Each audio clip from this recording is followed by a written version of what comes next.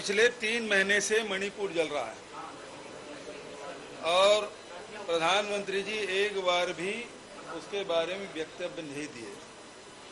पहली बार मीडिया के सामने आया, 36 सेकंड उन्होंने बात की। मणिपुर के बारे में उन्होंने कोई बात नहीं की, बल्कि राजस्थान और छत्तीसगढ़ को भी उसमें लपेट लिया। आप मणिपुर की घटना के बारे में, उस महिला के साथ बलात्कार भी हुआ, उसको निर्वस्त्र करके घुमाया गया और पूरा देश इस मामले में चिंतित है, लेकिन प्रधानमंत्री जी इसके बारे में एक शब्द भी उन्होंने नहीं कहा। अभी छत्तीसगढ़ दौरे में आए थे, चुनावी दौरे पे प्रधानमंत्री 4-4.5 साल में पहली बार आए। चुनावी आरोप उन्होंने लगाए, लेकिन उसके भाषण में कहीं भी एक बार भी कानून व्यवस्था के बारे में कोई बात उन्होंने नहीं कही। अमित शाह जी अनेक बार आ चुके हैं, यहाँ भी कानून व्यवस्था के बारे में अमित शाह जी ने कोई बात नहीं की।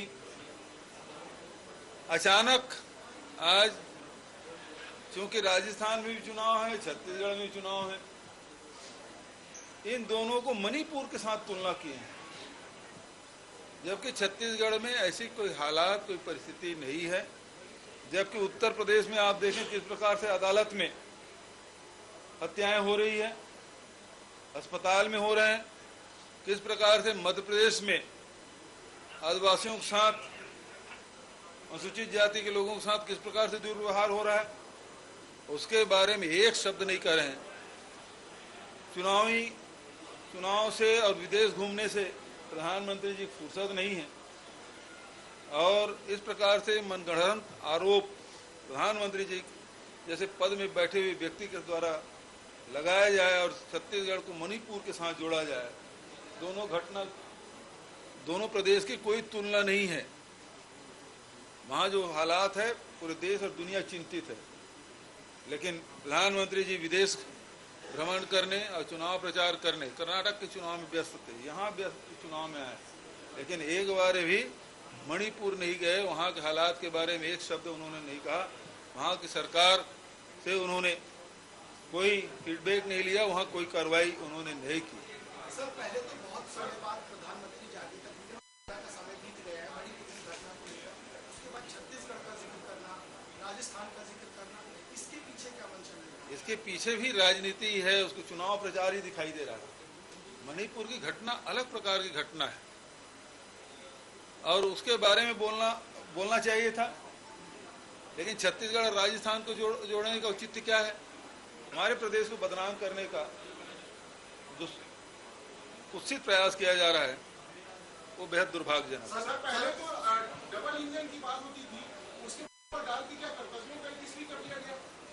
डबल इंजन के तो मणिपुर में है, क्यों कार्रवाई नहीं कर रहे हैं? वहां तो डबल इंजन की सरकार है और 3 महीने से चल रहा है। कर्नाटक के चुनाव पहले से शुरुआत हुई थी और वो प्रचार में व्यस्त थे, गृह मंत्री भी व्यस्त थे, बहुत बाद में गए। तो इस प्रकार से केवल चुनावी राजनीति के हिसाब से करेंगे तो देश ऐसे नहीं चलता। सर, मणिपुर का घटना सर 3 महीने भी हिंसक था, लगातार आप लोग भी कह रहे हैं कि पीएम को इसमें पक्षपात नहीं है। आज इस तरह से पीएम मोदी मीडिया के सामने आते हैं, दोनों राज्यों को जोड़ देते हैं, क्या इसके पीछे की क्या है सर? उसके पीछे का मंशा केवल यही है कि मणिपुर की घटना से ध्यान भटकाना और जो प्रदेश शांत है उसको उसके साथ जोड़ना, ये कौन सी तुलना हुई? और आप अभी भी मणिपुर की घटना को छुपाना चाहते हैं। आप छत्तीसगढ़ के और राजस्थान के नाम जोड़ के, पहले तो राजस्थान और छत्तीसगढ़ के नाम लिया, फिर मणिपुर। ये एक तो पहली बार मीडिया सामने आए और आए तो झूठ बोल गए। जुमलेबाजी बंद करिए प्रधानमंत्री जी, जो जिम्मेदारी आपकी है उसका निर्वहन करिए। सर, इनके जो केंद्रीय मंत्री हैं सर, उसी लाइन कर रहे हैं और वायरल कर रहे हैं, स्मृति ईरानी हो चाहे अन्य मंत्री हो, जो नाम राजस्थान और छत्तीसगढ़ का लिया गया है, उसी लाइन को ट्वीट कर रहे हैं सर, वायरल कर रहे हैं। तो वहां तो एक जने कोई बोले, एक झूठ बोले तो 100 जने खड़े हो जाते हैं झूठ बोलने के लिए। छत्तीसगढ़ में सारे मंत्री आए, स्मृति ईरानी जी आई, गिरिराज जी आए, राजनाथ सिंह जी आए और गृह मंत्री जी तो अनेक बार हो गए आते, प्रधानमंत्री जी आए, एक बार भी कानून व्यवस्था के बारे में बात की? एक बार उन्होंने नहीं कही। प्रधानमंत्री, खासकर प्रधानमंत्री और गृह मंत्री, उन्होंने कभी बात नहीं कही। तो क्या ये समझा जाए कि बीजेपी अब इसी तरीके से चुनाव लड़ना चाहती है? हिंसा फैलाना चाहते हैं। जब मणिपुर में हिंसा फैल गया तो सभी राज्यों में करा, मतलब जो संकेत है वो यही है, यहाँ हिंसा फैलाओ। छत्तीसगढ़ बीजेपी का सर इसमें कहना है यहाँ पे घटना हुआ था, उसी को जोड़ के पीएम मोदी ने जिक्र किया। अरे इससे और उससे क्या तुलना है भाई? 3 महीने से जल रहा है मणिपुर, कितने लोग हत्याएं हो गई। कोई भटके हुए नौजवान, यदि 1 दर्जन बच्चे यदि सड़क पे कुछ सेकंड के लिए दौड़ गए तो उससे तुलना कैसे हो सकती है? और उसमें यदि फर्जी जाति प्रमाण के आधार पर यदि ये प्रदर्शन है तो प्रकरण ही कितने हैं? 200, जिसमें से आधे प्रकरण न्यायालय में है, आधे प्रकरण सरकार के पास है, कुछ प्रकरण है विभागों में विचाराधीन। तो सरकार कार्रवाई कर रही है। रमन सिंह जी 15 साल रहे, एक व्यक्ति की जाति प्रमाणित नहीं कर पाए। हमारी सरकार आई तो हमने उसको प्रमाणित कर दिया, उसके खिलाफ कार्रवाई भी कर दी।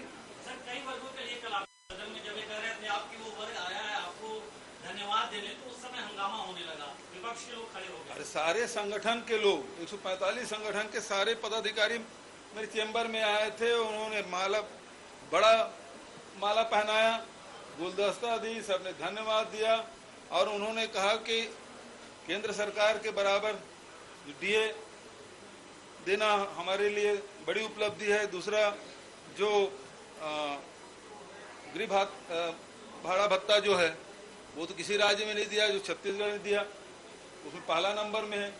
और 27% संविदा कर्मियों के लिए, 40% जो अनियमित कर्मचारी उसके लिए, तो सबके सभी वर्गों के लिए हमने इसमें किया है। और लगभग इससे प्रति वर्ष 2000 करोड़ का अतिरिक्त भार राजकोष में पड़ेगा। इतना बड़ा निर्णय है और सारे संगठन के लोग आज धन्यवाद दे गए। अब इनको तकलीफ है कि थोड़ा बहुत कर्मचारी भी साथ देते, तब वो भी नहीं देंगे, उनकी चिंता है। उन्होंने निमंत्रण दिया कि बड़ा एक आभार सम्मेलन करना चाहते हैं। मैंने कहा इंडोर स्टेडियम में कर, वो तो बहुत छोटा पड़ेगा, साइंस कॉलेज ग्राउंड में करना है। उन्होंने निमंत्रण भी दे दिया मुझे, सारे कर्मचारी। तो इनके पास अब कोई मुद्दा बचा नहीं भारतीय जनता पार्टी का। Thank you. रोलिंग।